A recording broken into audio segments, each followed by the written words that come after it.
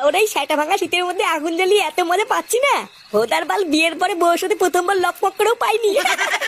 এখন শুধু এক বোতল একটা বাংলা হলেই হতো, বাকি তো সব জমেই গেছে। হ্যাঁ বোকাচোদা, তোর কি মাল ছাড়া আর কোনো কিছু মাথায় আসে না নাকি? আরে পাগল, কি বলছিস কি মানে?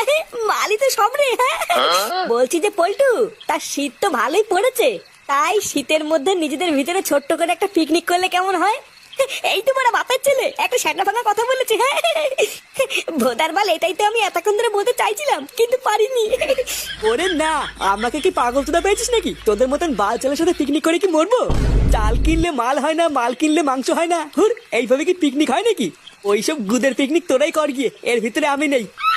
ভুদা, এমন করছিস মনে হচ্ছে আমরা কেউ পিকনিকে টাকা দেই না। কিরে ফটকে, আমরা টাকা দেই না বল? হ্যাঁ আমরা তো সবাই দেই, চুদির ভাই তুই শুধু দিস না। কি হয়েছে? আমি টাকা দেই না? কিরে ল্যাংচা, তুই তো সবই জানিস আমি দেই না। না দিস না তো।